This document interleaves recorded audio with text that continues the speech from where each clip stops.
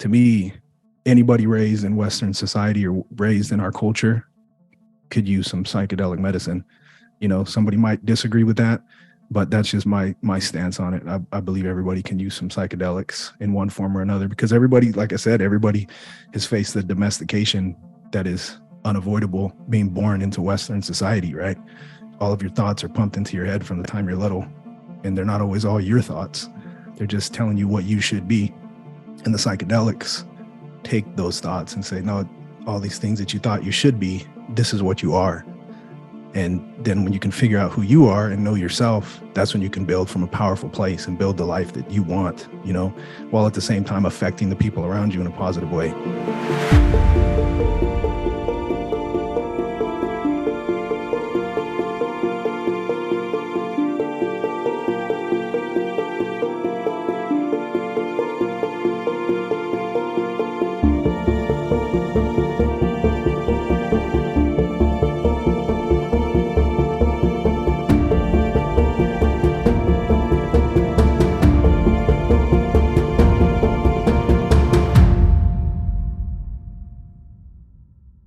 Hi, everyone. Welcome to another episode of the Psychedelic Conversations. Today, we have Jackson Gage in the house. Welcome, Jackson. So great to have you. Thank you. I'm happy to be here. Appreciate it. Pleasure. And just to give our audience a bit of your background and some context, I'm just going to read a few lines from your bio, and we'll have your full bio in the show notes and your links as well if they wanted to get to know you more and connect with you.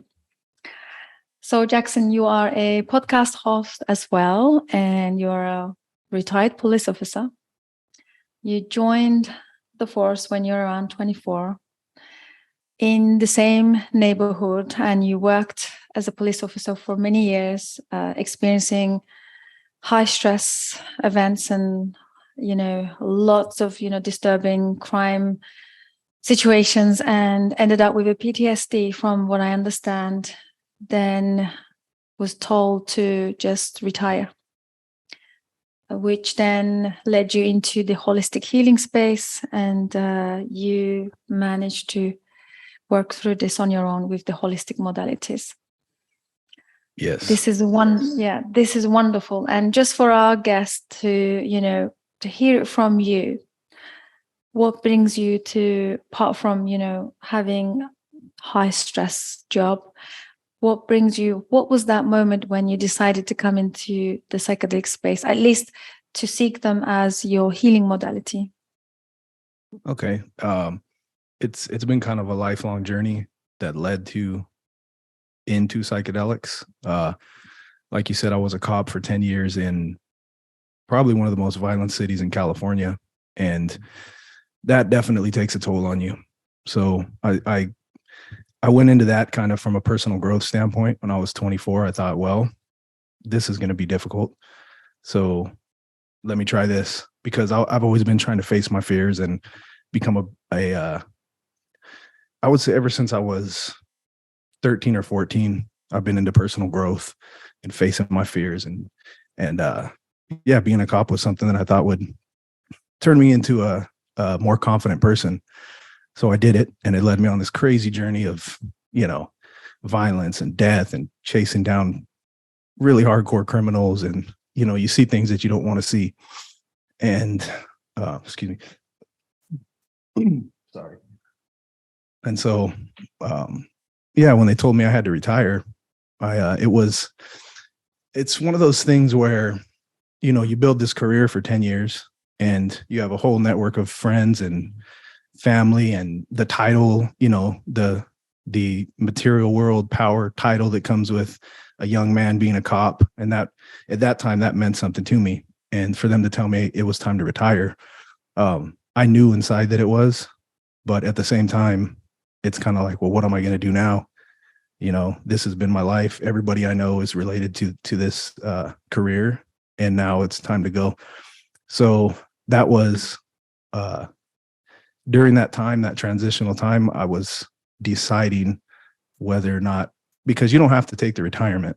A lot of guys are told they need to retire, and because they don't want to leave, they stay with the mental health issues, and they stay as police officers, and they turn into alcoholics, or they get addicted to antidepressants, and their marriages fall apart and their life falls apart, but they stay for the title and they stay for the ego, they stay for the power. And so I was talking to my younger brother, who's always been into psychedelics, and he was like, "Hey, come up to the mountains with me, man. We're going to eat some mushrooms," because it was a big transitional point in my life. And so I was open to it. Like I said, I've always been on the spiritual path of growth. So we went up into the mountains, and he gave me some mushrooms, which was now, I think, like almost probably like 3.5 grams of psilocybin. And yeah, it kind of changed. It released me from the chains of the material world that were holding me into this career and this lifestyle. It was really the first big release that kind of shed my need to be part of this society construct. And so it was very clear, amongst other things, it was a really powerful experience. And the big message that I got, the intent that I went with into that was, what am I going to do about this career? And the very clear message was, why are you even worried about that career? Like, you have so much more to do in this world. Why are you even worried about it? Let that go and continue on in your life. And after that day, I was like, okay, I know what I need to do now. So, and then that's led to, a whole different path. Yeah, that's so wonderful. Thank you so much for sharing. Wow. So this is a great start, because, what I wanted to say is that it's very common for many of us to be kind of associated or attached to some of the work that we are involved in, or we build our lives around, right? It's just very difficult to see anything, or separate ourselves psychologically from this thing. When it comes to, seeing it from a authentic perspective. And I always speak to so many people, they always say that, they felt like trapped, and their whole life was revolving around this job or the career path. And somehow the psychedelic medicines gives them that break to see it from a different perspective, that paradigm shift of, actually, there is something else going on that, you're not focusing on, or at least there is, other things that are far more important, but you're not able to see. I mean, not just psychedelic medicines, there are other ways to get to that point in life, right? There is also other modalities, mindfulness practices. It's not just the psychedelic medicines that take us there, but somehow it coincides with a moment of leverage, like you said, being told to leave, and the PTSD. I always talk about the leverage as something really pushes you to the edge, and now you have to look at it. Somehow that what really makes the psychedelic experience powerful, as opposed to, recreation. Because a lot of the people that talk about life transforming experiences are the ones that face that point in their lives, and that point is like the turning point. So I always look at the psychedelic medicines as, it is not going to give you the same experience. Like, everybody has this idea that they will just take the medicine and that's it. They will, go through the change and the transition and the healing, whatever that is being sought. But without the leverage, without having that foundation, without understanding, without the groundwork, I don't think this is the case. And what are your thoughts on that? I'm sure you have all these conversations with lots of different people that promote psychedelic medicines as the cure and the transformation tool. But I always believe that it is not the case. What are your thoughts on that?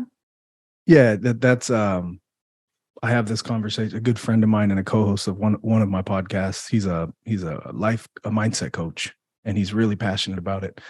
And he's never tried psychedelics, and he's also an ex-police officer. And his thing is always, you can do this other ways. There's other ways for you to get there. And my thing is, that's a good debate, because there are other ways to get there, but nothing is going to take you there so powerfully as the plant medicine, for one. I mean, you can meditate. These are all great modalities, and you need to incorporate it all into your life, especially in the integration portion, right? Mindfulness, eating good, keeping your body clean, staying in a positive mindset, staying in a positive vibration, and doing whatever measures you need to do in your life to stay in that vibration. But I do believe that there is nothing, this is just my personal opinion, there's no modality that I've come across that can shake the cobwebs out of your mind and, give you a clear picture of yourself like psychedelic medicine. Now, again, I was speaking to an author. His name's Coop Blackson, and he's a spiritual teacher, also not a big psychedelic guy, but powerful speaker. And we talked about psychedelics, and he was saying that it's like climbing. Psychedelics is like you see a mountain and you want to climb it, and you get a quick picture of the top of that mountain, but you still have to climb the mountain.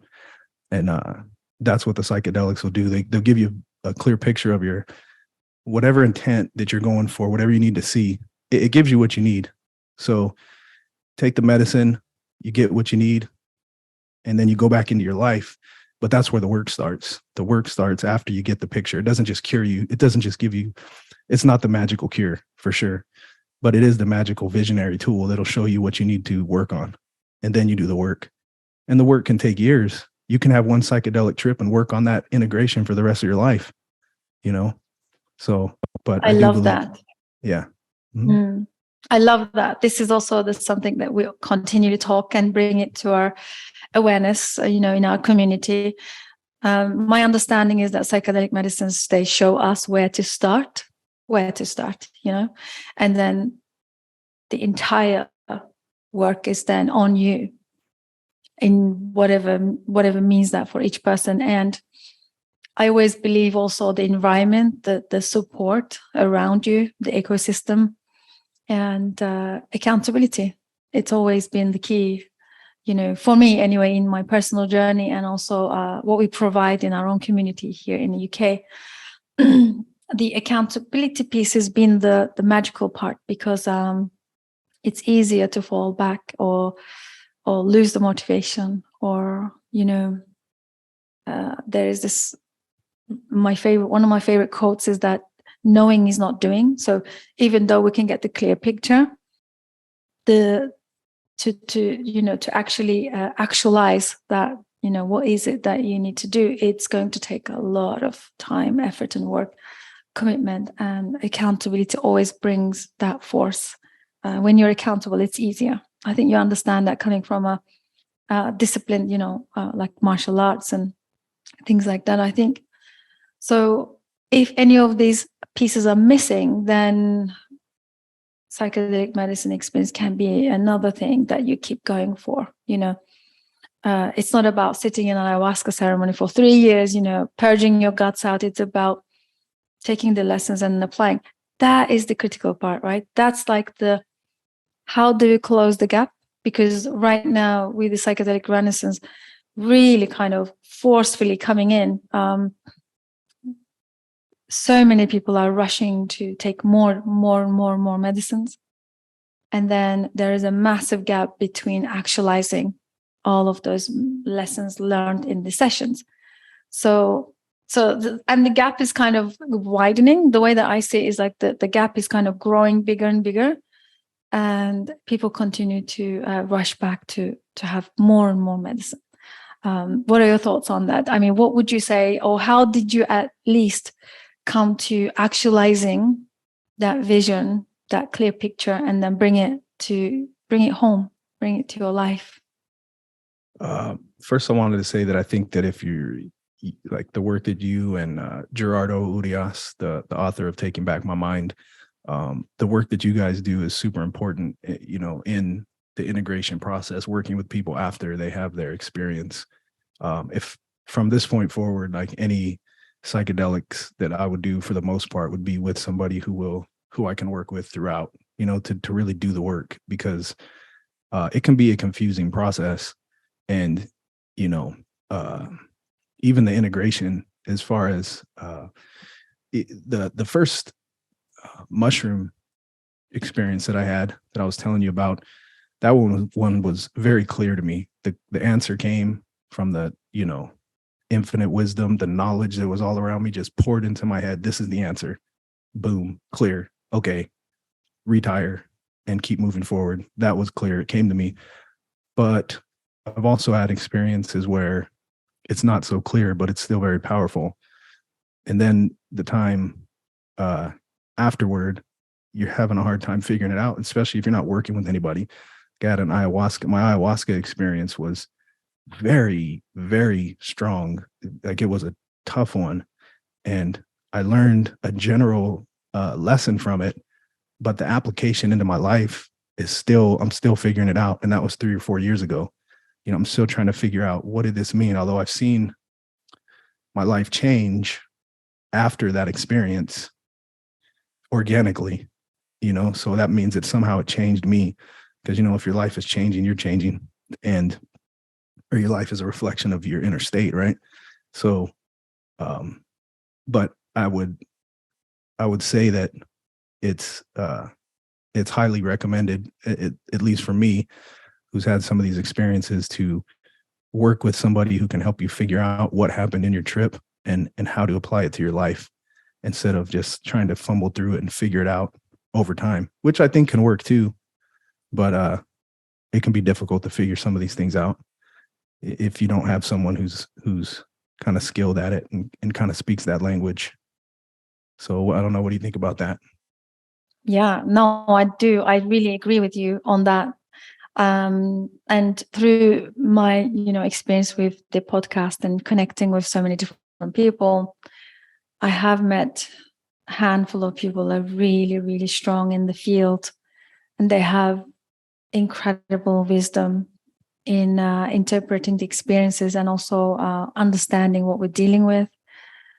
I think at the same time, I know, because it's now trendy to, become a facilitator, or at least be part of the psychedelic renaissance, we are also seeing a lot of people rushing into it before they actually have done their own work, and before they have actually, put in the lessons and integrated it and understood fully what we're dealing with. And I think with any kind of work, we're going to see that again and again. But it's kind of, for me, it feels more uncomfortable, because we have this substance that is involved and is so powerful. And if we don't know what we're doing with it, it can be quite detrimental. It can actually re-traumatize the person. So there is that. And I always believe in having someone with wisdom to guide us. I don't just mean the indigenous people, because in the Western model, we also need the therapeutic model. We also need the therapy incorporated in some way to understand the whole notion of what it takes to actualize and bring it home. Because sometimes, one of the biggest challenges that, we again have these conversations is that sometimes just opting for the indigenous model or working with the medicines doesn't kind of work in the West, because we have very different lifestyles, we have different commitments. There's work commitment and timing. We seem to be like on a hamster wheel. We don't even have time to reflect or slow down. That makes it very difficult to adopt and bring the indigenous model, apply it to the Western people and the lifestyle. So there is all these different kind of struggles and challenges that we need to adjust and understand. So there is a whole lot of education that we need to go through. I think in the next few years, I'm sure we'll have much more understanding. But for now, I think the biggest challenge is not having those people to actually help us integrate and understand the experience. Like you said, if you could do this on your own, which you can, but it can take longer, because one of the things that I always say, that we can't see our back. One of our community member, he said this in one of our integration circle, and he said, you just can't see your back. So it's like we are somehow innately deceived. So therefore, the psychedelic experience can also be amplifying something that we just can't see and we just can't make sense of. And it could also amplify the unaware parts of the psyche and the shadow parts. Hence why, we see so many people just having one ayahuasca experience and then deciding that they want to facilitate, right? So there is that. Lots of challenges right now, which is quite dangerous, if I may say. So I agree with you. Ultimately, I think we need to create more wisdom lineage. So this is something we're working on in our community over here. We want to create not hierarchical, levels of who's going to be, who knows more and who doesn't know, who knows less. It's just about creating this wisdom lineage where it's benefiting everyone and shared in circles. Bit like the olden times, you'd have your elders guiding the younger generation, sort of thing. That kind of approach is something that I'm very much intrigued and leaning towards when it comes to the work with the medicines. Yes, I love that. That's huge. What you touched on with the working with shamans in the traditional sense is, man, that I never thought of it that way. That makes a lot of sense. They're coming from a totally different lifestyle, and so it's easier. And probably when you're doing medicine, you're in the circle that you're speaking of creating. In a tribal sense, when there's a medicine man, you stay within your tribe after you do the medicine, and you're with those people still. Whereas like when I went to the Amazon, I mean, it was an excellent experience, of course. And this lifelong shaman, this dude from a village out there, he comes in and it's powerful. But after that, it's like, all right, have a good flight. See you later. And then you come back and you try to make sense of, these just otherworldly experiences that you had and all kinds of lessons every night. And so it can be a lot. So that's I definitely want to hear more about what you have going on there, because that sounds pretty amazing. I didn't know you were in the UK either. That's awesome. What time is it there, by the way? It's late in the evening. Oh, okay. Okay. But I'm very much used to the time zones, because it's like we speak to, as you can imagine. I mean, I speak to so many different people from, I think another guest is coming from Australia. That's going to be quite challenging because it's almost 24 hours difference. Oh, wow. So, but I mean, it's just about connecting and, just kind of learning from everyone. I feel like the psychedelic renaissance is connecting us all globally. There's always the negative and the, disadvantages and advantages of everything that becomes mainstream. But beyond all of that, beyond the challenges, I think what's really emerging is a global connection. We have same, sort of common ground, and this work is kind of connecting all of us now globally, Yes. lifting all the borders, and that's really exciting for future. And also psychedelic medicine is coming in from the mental health angle. I think that's really hopeful. So in terms of like community, do you have any sort of community circles that you are part of? Because this is what I mean by creating wisdom lineage. Because if you look at the tribal, or at least indigenous way of working, they always had their own communities. So community becomes the integration, which is the biggest challenge in the West, which is the Western model. We all have very much individual lives, individualistic sort of life, where we just do everything ourselves. If you look at the self-development journey, a lot of people would say I have been on this journey, like you would say, I would say the same, but this concept doesn't exist in more communal, communities, let's say, because for them, yes, there is an individual progress, but then it's a community, and you're held and you've been guided, you've been sort of looked after. When you're sick, you're looked after. And even in the psychedelic medicine communities in South America, like one of the ladies that I worked initially in the beginning, they had everyone in that community, kids, grown-ups, elders, different generations, all generations, that's a community. And that is the integration. They don't have to think about integration, because integration is a very new thing, and it kind of applies to the West because we don't have that community. So now we have to seek tools, ways of understanding, lots of different things to help us make sense, right? So that's what I mean by creating a wisdom lineage in communities, so that we can further our progress in that way. Yes. Yeah. I mean, to your question, I here personally, no, I don't have a community like that, which is, I mean, that's one of the reasons the podcast, it's my first podcast is, it's a jujitsu and self-mastery. So I mentioned psychedelics, but my co-host, like I said, it's not a big topic of discussion on that podcast, but part of creating the Increased Life podcast that I'm creating now which is conscious knowledge and inspiration, and a big part of that is connecting with people like you and Gerardo. And, I just started this podcast recently. So that's what I'm trying to do for me here, is connect with people who are on the same journey, because, it's very important to have the community that you're speaking of. So like when you're talking about community, is that through, is that like an online community, or is that a local community, or what is that you're speaking of? Online. Through... It's nowadays it's so easy to actually come together online. You can imagine.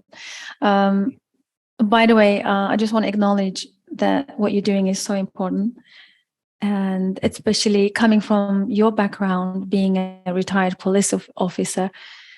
I think speaking to this and representing what you represent is very important in terms of furthering our progress in the psychedelic space. So for that, I wanted to acknowledge you. And I think there is a huge potential of just creating podcasts, because sometimes when we create these podcasts, there is always an organic community that develops around it.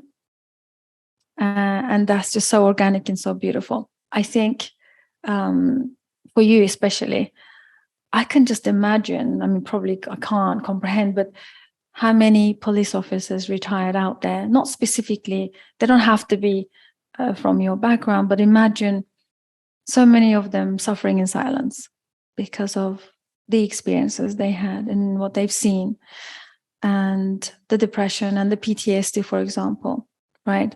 So that's what I mean by creating a wisdom lineage. Imagine creating a community where everybody can speak and seek help and support, right? That's for me is the most important thing. Yes. Yeah. It's powerful. And it's also, like you said, being an ex-police officer, this is like, even talking about this is almost like, as progressive as psychedelics are right now, to be an ex-police officer who speaks about psychedelics and who has done that is very, like, most cops would be like, this guy's a fucking drug addict or something, because they have no clue. They're not even, to them, it's just it's just drugs, So to be able to start interpreting what it really is as a medicine to that group of people, and maybe other people who are along the same line, and be able to start changing their paradigm to see that, this can fix your life in ways that you could never imagine, is a big part of the work, obviously. And I think just speaking it, creating podcasts, and like you said, you attract the people who need it, and there's people looking for answers always. So I also wanted to get on the topic of microdosing, because that's another modality that I think is a good way to get people on the path, because again, the antidepressants, alcohol, all these things that just kill you, and you can microdose with psilocybin, and the effects are amazing. When I started microdosing, I couldn't believe it. It blew me away. Even like it's sub-perceptual for the most part, but you relax, you're focused, you feel happier. And when you feel happier, that's the main goal in the first place, right? Just to be happy. So, you're taking this little bit of this magical fungus that helps you just break down the layers, drop your ego a little bit, get in touch with yourself, with God, whatever that may be to you, and live your life from a happier place. I remember when I first started microdosing, I train jiu-jitsu, Brazilian jiu-jitsu, and I have a training partner who we know each other very well. We spar a lot and we train a lot together. And the first day that I was taking a microdose, and I went to train with him, and afterward he was like, it was totally clear to him, and I didn't realize it, but he was like, "Why are you so happy and relaxed today, man? Like, I've never seen you like this. You're not intense. You're just relaxed. It's kind of like you're letting go." And I didn't realize it, but it was because I took a very small sub-perceptual dose of psilocybin. And I can't stop telling people about microdosing. I think it can help anybody. So, and I know you're involved with microdosing, right? Is that correct? Yes. Like we do. You facilitate. Yeah, we do a lot of integration education. People who are interested in microdosing. Thank you for asking that. I think for me, microdosing is the ultimate frontier for the Western lifestyles. It's a great doorway to really learning, and it's the safest, and it's the best doorway you could actually enter into understanding the psychedelics as medicines and incorporating them in therapeutic ways for your wellness, for all overall holistic wellness. And this is the whole idea. That's why I speak so much around macro doses, the high flood doses, the heroic doses. Can be not so good option for a lot of us in the West, just because we don't have the container, the support, the ecosystem, and the whole other components that we need in order to integrate such big experiences, especially alone. A lot of people are so brave, they go ahead and try all these kind of things alone, or maybe with a friend in very interesting places, which is not ideal. I mean, they do still sometimes have good experiences, but what happens is that, scientifically speaking, or the therapeutical, if you look at the therapy approach, when we open our system so fast, so quick, in that way, we expand, on a nervous system level, we open up to something. In the same way, we close very quickly. Therefore, a lot of people would have these macro experiences, big experiences, and then not be able to move on, or at least integrate it into their lives. It just becomes a distant memory. So that's really the key. And like you said, with microdosing, they can actually have this slow and steady progress and really open them up to connecting with the psychedelic medicines, and also help them re-educate on what they are really.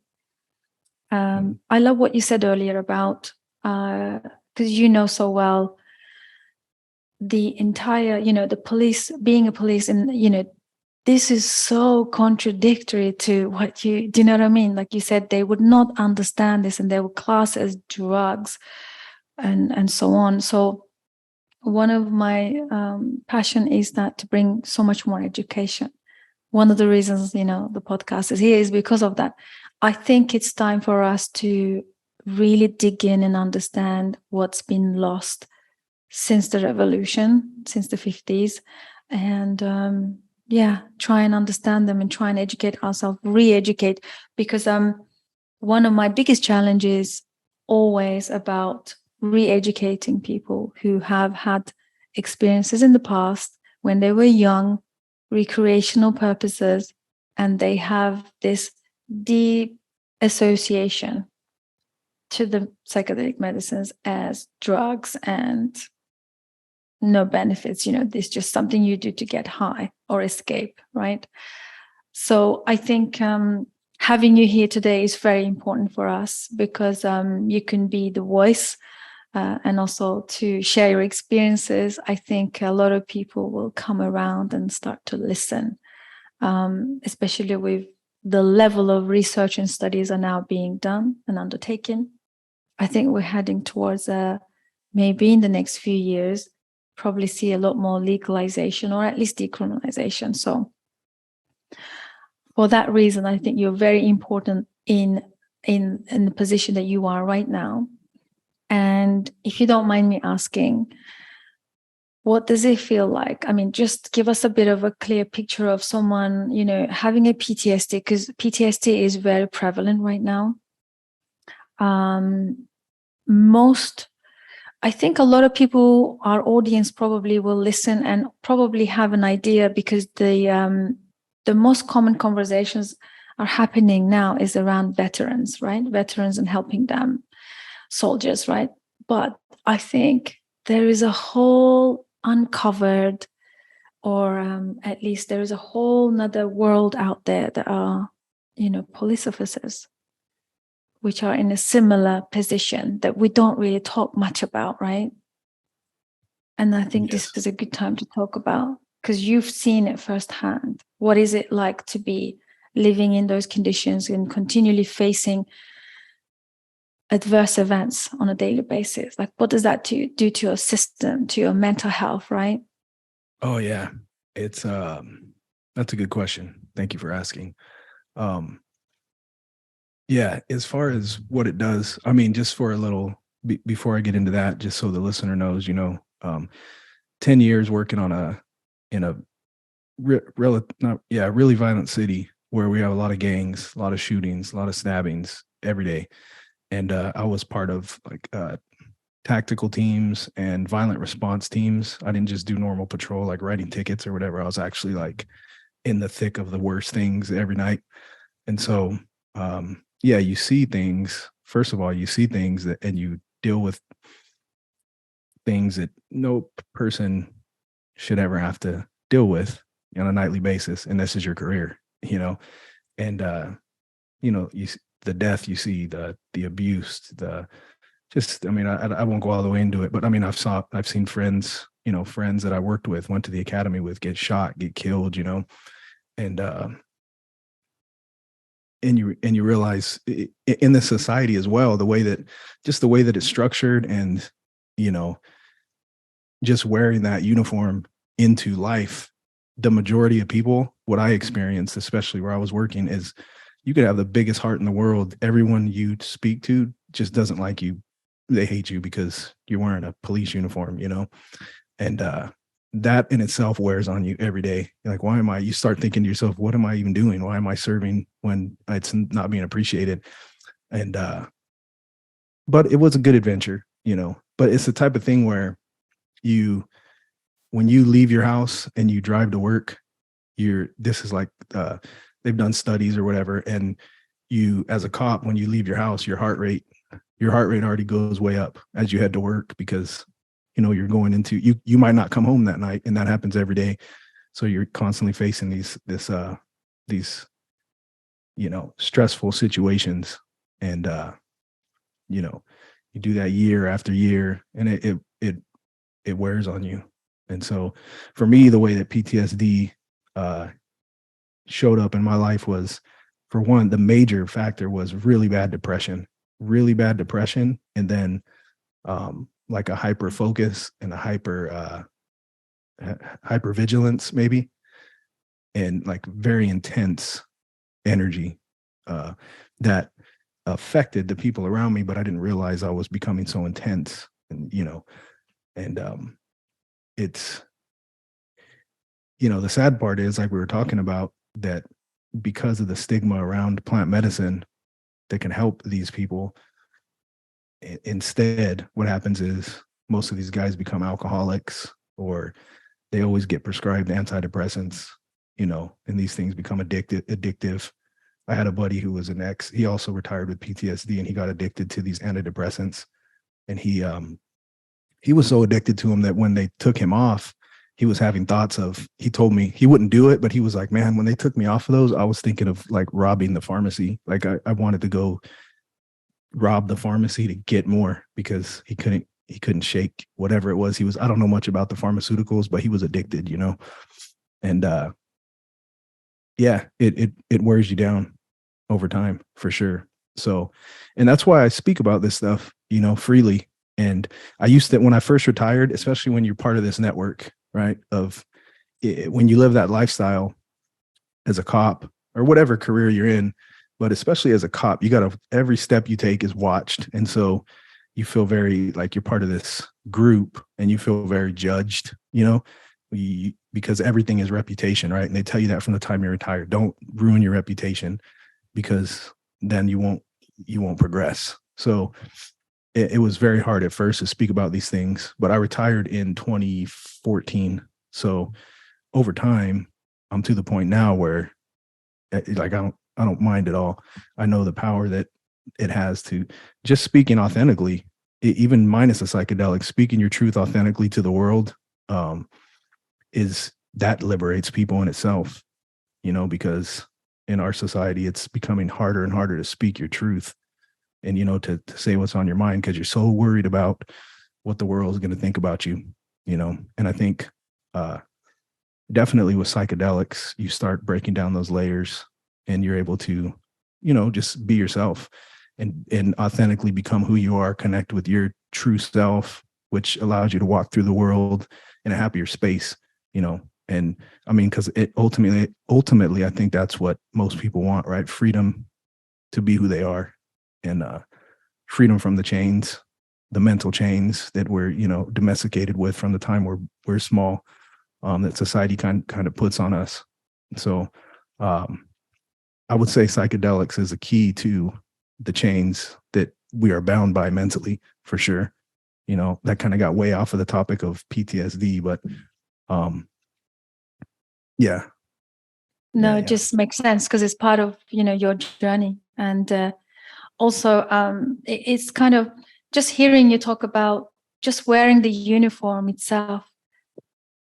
It just, the association around you just being the police officer out in the world is just, I just can't imagine how, it will take its toll on you every day, for sure.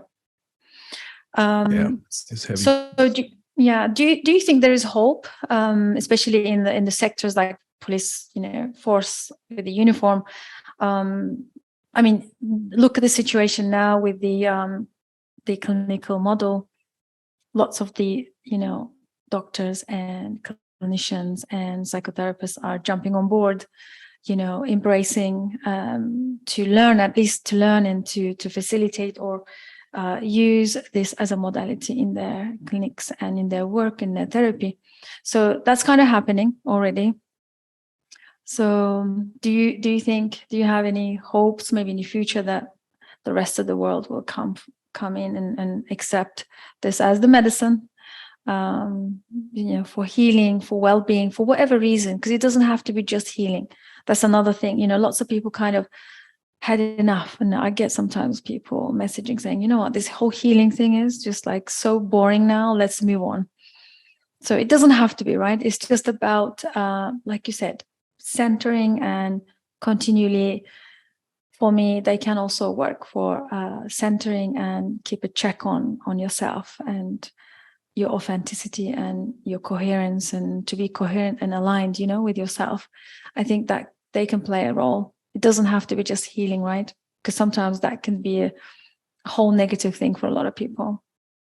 Oh, yeah. Yeah. Healing, just the word healing in itself, if you're dealing with somebody who is heavily egotistical, just to hear the word healing, it would be defensiveness, right? Like, I don't need to heal. So, but I do think that I definitely think there's hope. The way that things are growing and expanding, and the way that these there's companies creating medicine with psilocybin right now. There's everything to, from my perspective, everything's always evolving toward the good. There's a reason why this is coming back to the forefront again, psychedelic medicine. It's because it's part of who we are as humans.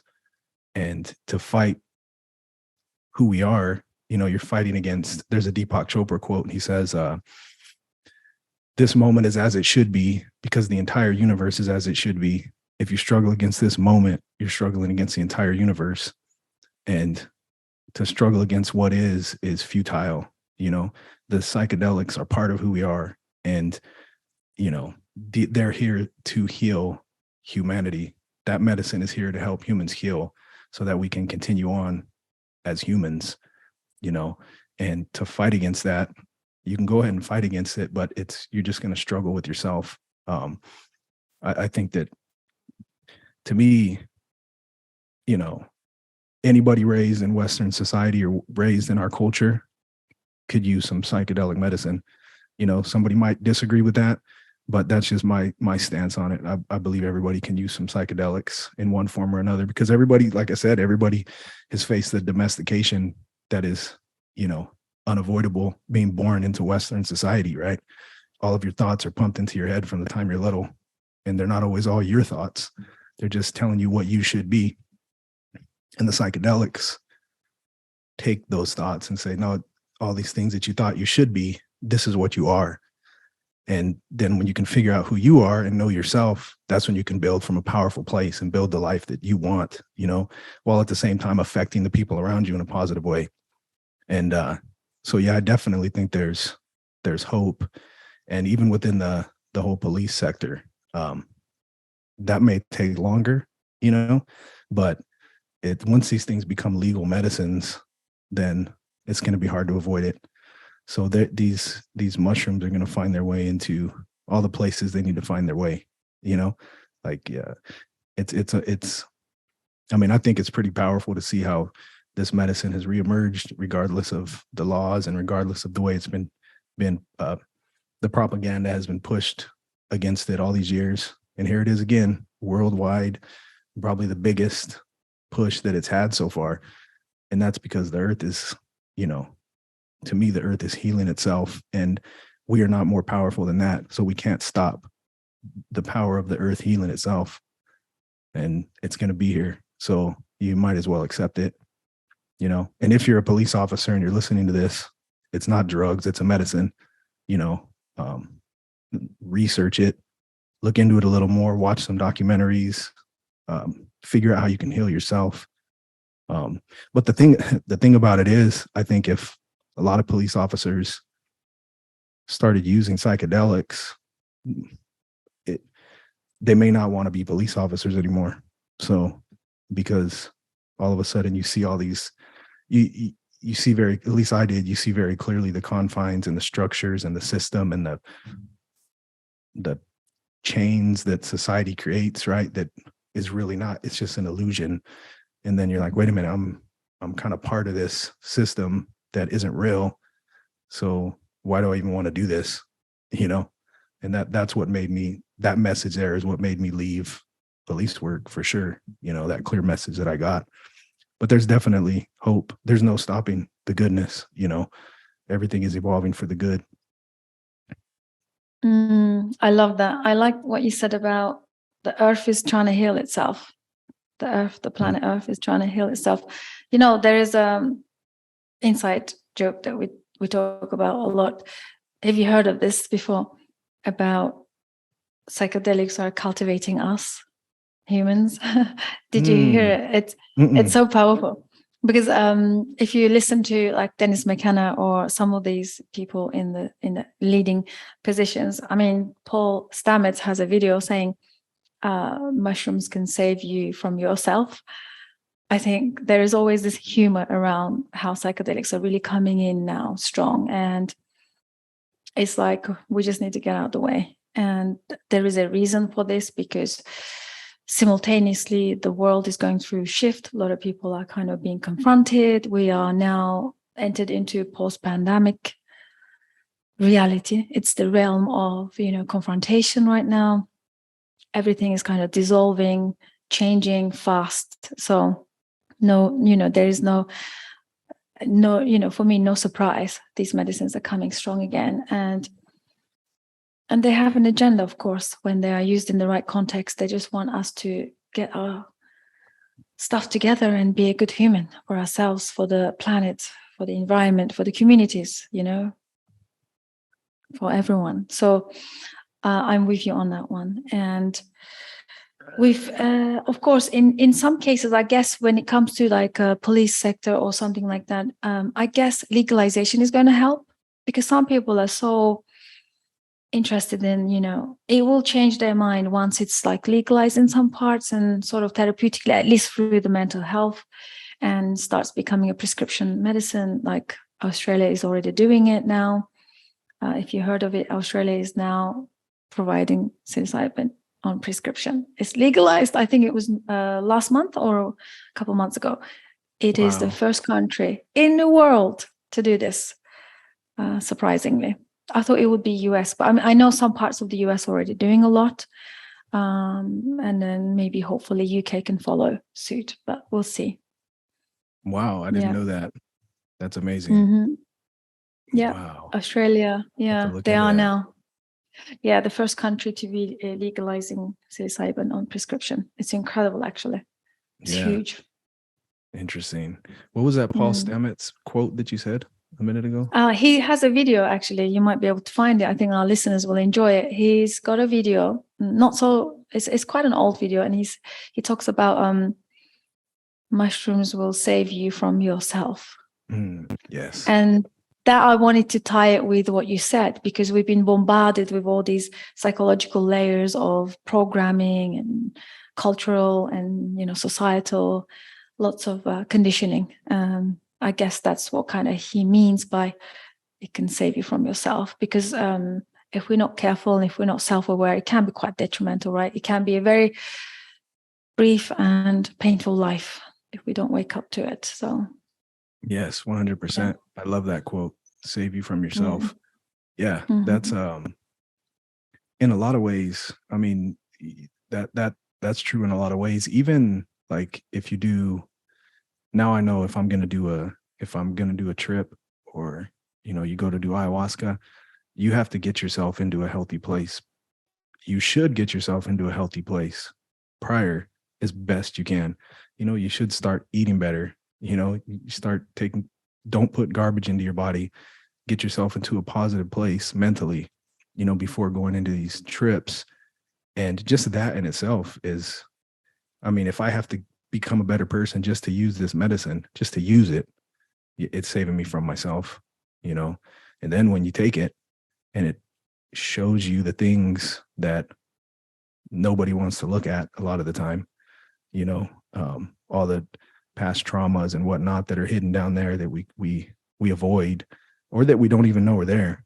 That's the powerful part about it. I've found out things about myself that I didn't even realize that I was doing, that's affecting the world around me, and when you can dig into that type of stuff and start cultivating a more positive inner light by letting go of your trauma and letting go of your darkness, then your world gets better, right? Because like I was saying earlier, our world is just a reflection of us.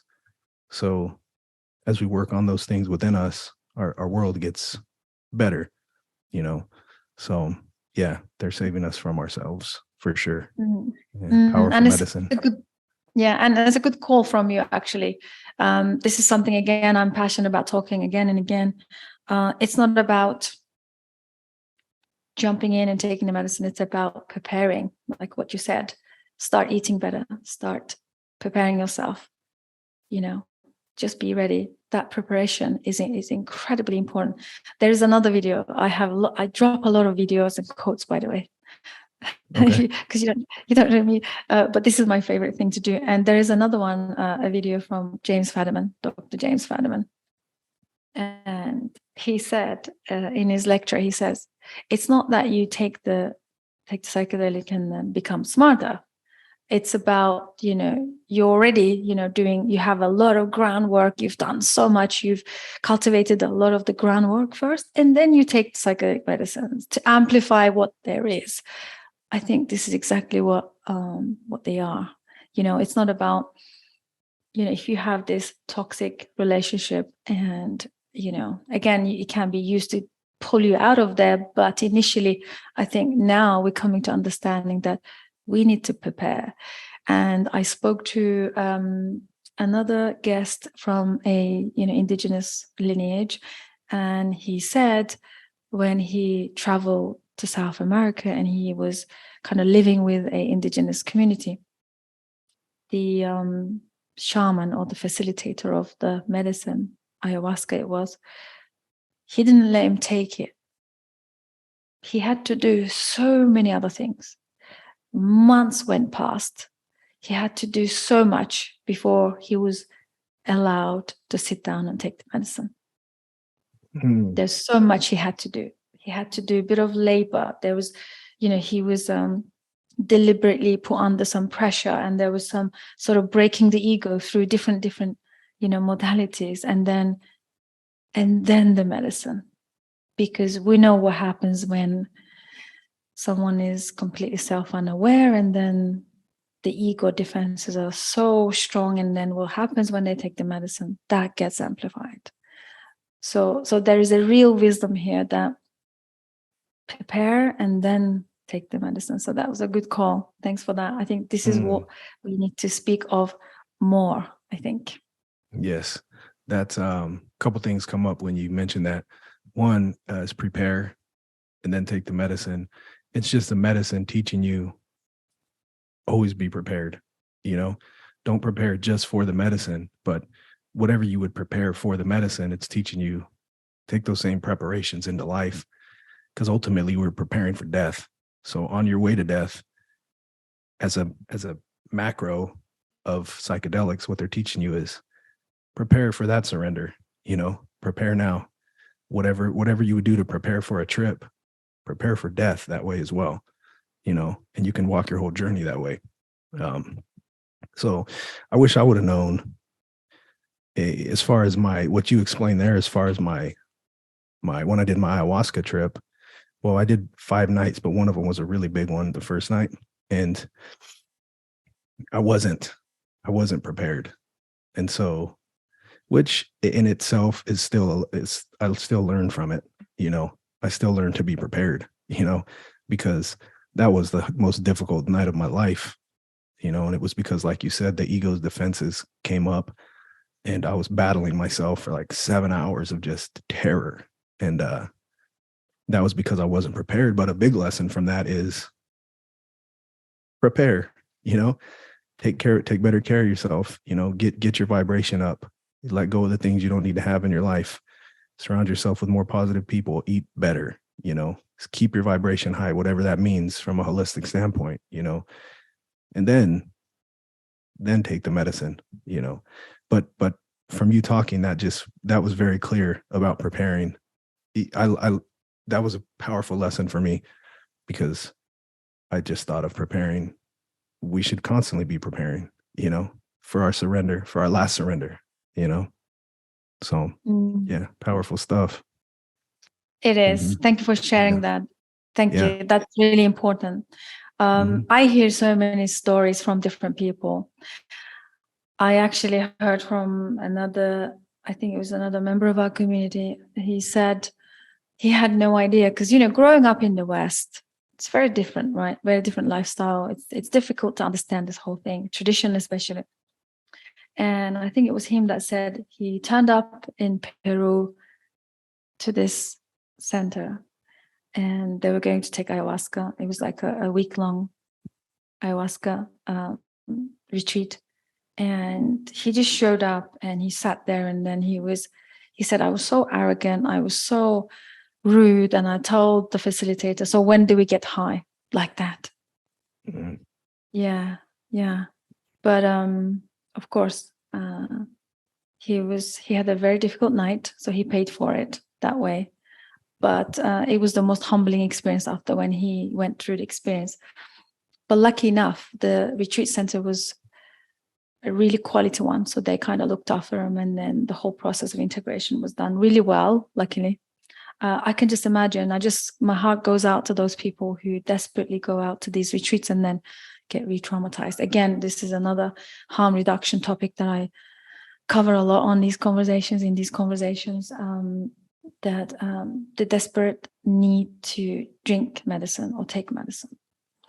It's just so common now that people go out there into Peru, into, Costa Rica, other places, not knowing, not being able to screen the people and the places and how it's done. Also another whole big red flag right now. But then every now and then I hear these stories when they say it's the other way around. They go in there all arrogant and then they come out all humbled down and with humility and respect again. So that's really a beautiful story that was. Oh yeah. Yeah, definitely. It'll humble you for sure. Like nothing else. Like nothing else. And that's sometimes the best medicine for us, right? Because our arrogance is just equated to our ego, to the level of our ego. So we need to be humbled repeatedly, I believe. So, I mean, that's why I like to train Brazilian Jiu-Jitsu, because I get humbled every day by people who are better than me. It's a way to get humbled repeatedly. It's important. If you're not being humbled, I highly recommend you find a way to be humbled, regularly, because our ego can kind of get away from us a lot of the time. And that's the, the poison of life, really, if we let our ego get away from us. I mean, that's what's the problem with humanity in itself, right? Our ego's gotten too a little bit out of hand. So, but yeah, I appreciate talking, because the last couple of trips that I've had have been, man, they've been heavy. They've been big ones, the ayahuasca and then a mushroom trip before that were really, and like you said, when I did the mushrooms, it was a while ago. I mean, I've done a few heavy mushroom trips, but they were solo, unassisted, with no knowledge of psychedelics, just knowing that it's the medicine that is going to help me. That's all I knew. So I hiked up into the mountains alone and took a larger dose. And yeah, if I would have known those were really hard trips. If I would have known what I know now, I would have started with microdosing and figuring it out that way, and slowly, getting the medicine in me. I mean, doesn't microdosing doesn't it restructure or heal some of your damaged brain cells or something? I mean, I don't know the science behind it, but I know that it literally heals your brain, right? Something to that effect. It does. Mm-hmm. Yeah. Because that consistent practice of continually, the consistency of it, the whole practice, in that slow progress, it changes your brain structure and the pathways. And it's a very healing practice for sure. Yeah. Jackson, so as we're coming to end of our conversation, I just wanted to ask you to talk about your routine and what keeps you in check, and what are it's a good call, by the way. You said cultivate something that humbles you every day. That's a really good call. What would you say to our listeners about sharing your routine, for example? What keeps you in check and accountable and humble? So one thing I've learned with the routine and preparing, now after talking with you, I'm just going to entitle this, when I say this, I'm going to say, I'm preparing for death. You're very disciplined with your daily actions, Jackson. Well, I'm preparing for death, because we have to be prepared for, any surrender.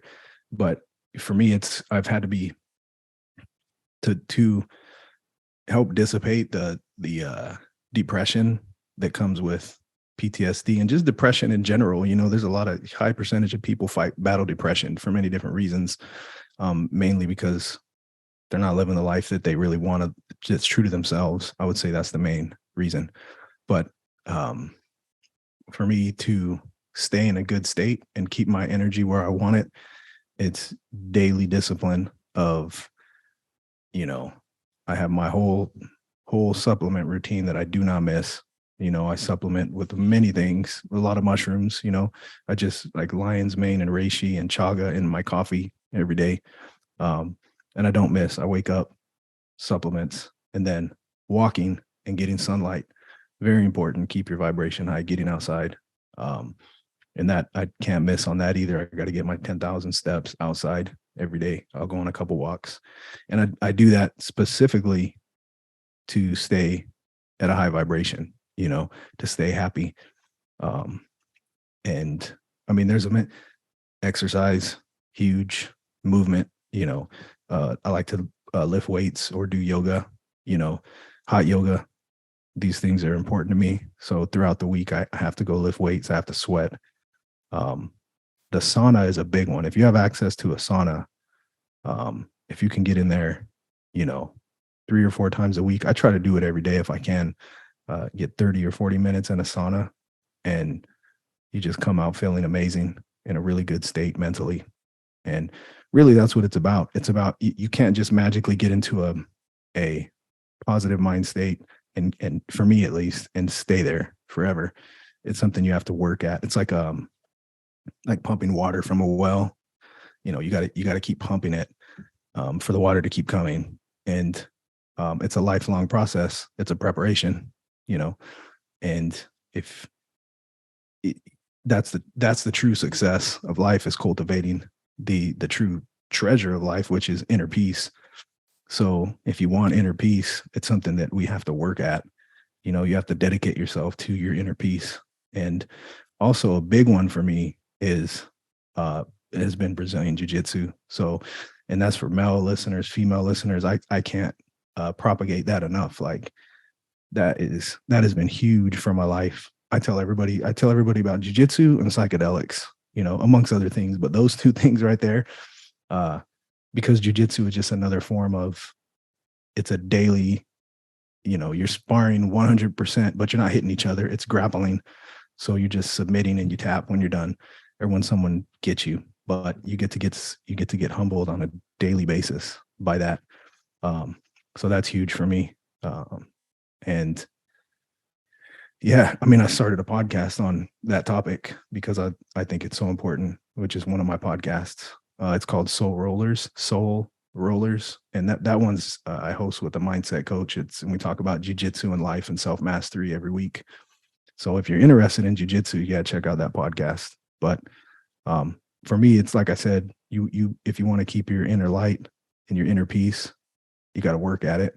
You got to stay disciplined. You can't sway from that path, and you got to cut out anything from your life that takes you off of that path. So it can become a very disciplined lifestyle if that's what you want, if that's what you want to stay happy, within yourself, to keep that inner peace that is unshakable. In spite of any storms, you can keep that inner peace. It doesn't just appear. So, some people will say, well, what are you, like a monk or something? Why are you so disciplined? But for me, that inner peace is more important than anything materially. So, yeah. Very, very powerful. Very powerful indeed. Thank you for sharing. Discipline is freedom, right? Yes. Mm-hmm. That's what it is. Yes. And also thank you for speaking to the real rawness of what it's like to always cultivate that wellness daily, on a daily basis. Like we need to get out of this mindset that we are, we can easily do something, or do one thing, or take a pill, or do something that could give us that thing, that we all want. We want peace, we want wellness, we want all of these great things, but it's equally, it is cultivated daily. It's not something it's given to you. You've got to go after it daily and create that discipline, create that, practice, so you can cultivate it. So that's really important that you speak to that. And a lot of people who are suffering from mental disorder or mental health, it's good to reinforce this. It's something that you cultivate daily. It's not something that you get rid of. Like we need to stop having these, expectations of what it's like to heal. There is no there's not, for me, there's no such a thing as healing becoming a blank canvas. It's about accepting and cultivating daily that discipline to be free, right? To stay free. So that was Yes. a great advice. Yes. Yeah. Thank you. Yeah. That's I mean, just to add on that, I don't know if you probably got to get going, but yeah, for me, the mental health thing, it's like there's no, I don't think you cure that, you stay ahead of it. The things that bring you to that place, you figure out what that is, then you avoid those things. And the things that take you out of that place, you figure out what that is and you focus on those things. And like I said, it's a constant, it's a constant, I wouldn't say battle because I don't want to use that one. I'm not battling myself, but it's constant discipline. Anybody that's battle, a lot of people who talk to me about depression or like, they'll message me or whatever and talk about their depression. But what are when asked, well, what are you doing? What's your daily routine? What are you doing to feel better? Well, it's zero. It's usually baseline. I'm not doing anything. I'm just not happy. Okay, well, let's start here. Go for a walk, get outside. Let's start there. Start doing that first and then get back to me. And then we'll add something else. And then we'll add something else, until you cultivate that state of, calmness and happiness. Because it's possible for anybody. Anybody can be happy. Anybody can live a life they want to live. There's nobody that can't. Everybody has that light inside of them. It's just a matter of figuring out how to bring that to the surface. Yeah. Mm-hmm. With daily commitment to yourself. Mm-hmm. Yes. Mm-hmm. Great call. Thank you so much, Jackson. It's been a pleasure to getting to know you and your story and everything that you do. Thank you. Yes. What would you like to say as your last words? What last words of wisdom? And also, maybe you can say something about if there's any projects, anything that you'd like to share with our audience. Oh, yeah, most definitely. Words of wisdom. Just to piggyback on what I was saying, a happy life is attainable for every single person. Anybody can live a happy, joyous, creative life. It doesn't matter where you are, doesn't matter who you are, you have that light and that greatness within inside of you. I think a lot of people become doubtful of that and they don't think they get they think other people can be happy, but they can't. But that's my clear message, that inner peace and happiness is attainable for every single person. And if you haven't found it yet, you're at the right, you're in the right place, right? Listening to psychedelic conversations and, getting involved with these type of people, you become the people who you're around the most. So if anything, I tell people, get on these podcasts and hang out with people who are cultivating this inner light so you can learn how to do it. It's a process. It's not something that happens overnight. It's not something that you're going to go take a mushroom trip and fix right away. It's a lifelong journey of preparation on the way to death. And it never stops, but it's possible 100% for anybody. And I'm talking because I've come from the depths of the darkest depression that you can imagine, suicidal depression, where I did not, rock bottom type stuff, where my life kind of fell apart. And, you have a choice where you can succumb to that. And remember, it's a choice. You can succumb to the darkness or you can choose to elevate. And usually the darkness is the best opportunity for you to elevate your life. So, yeah, you can do it. Anybody can do it. And if you want to connect with me, then go, the best place to connect is on Instagram at The Increase Life, THEINCREASELIFE, The Increase Life. Contact me, DM me, any questions you have. I'd love to talk to you. And then my main podcast is the Increase Life podcast, where we discuss conscious knowledge and inspiration, for people who want to become the greatest version of themselves, who want to cultivate their inner light. That's basically what that podcast is about, what we've been talking about, all the things you can do to live a happier life. And then I also have, if you're interested in jujitsu and self-mastery, there's a podcast called Soul Rollers. So either one of those, connect with me on Instagram. And yeah, I'm looking forward to meeting anybody who wants to talk. So that's wonderful. Mm-hmm. Thank you so much, Jackson. And I'm sure we'll have you back, right? We'll be following your journey as always. We do. Yes. We always build these relationships with our guests, and then we'd like to have them coming back regularly and just kind of follow up and follow their journey as well. Yeah, I'd love to anytime. And I'm looking forward to you coming on my podcast. So would love to. Yes, would love to. Yeah. I love going on other podcasts. Just gives me a chance to say and speak as well. I mean, I try and, what I know, what I've kind of developed so far to share. It's always a pleasure. So I'd love to. Thank you. Yes, definitely. Thank you. Thank you, everyone, for joining us, and hope you enjoyed this conversation. And do not hesitate to get in touch with me or Jackson. Share your experiences. If you want to add something, you want to ask a question, drop it in the comments. Don't be shy. And I'll see you on the next one. Bye for now.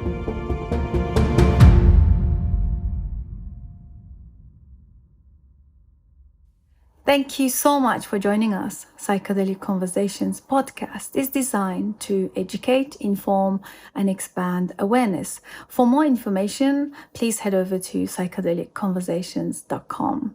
You can also share with your friends or leave a review so that we can reach more people. You can also join us in our private Facebook group to keep the conversation going. This show is for information purposes only, and it is not intended to provide mental health or medical advice. Thanks for listening.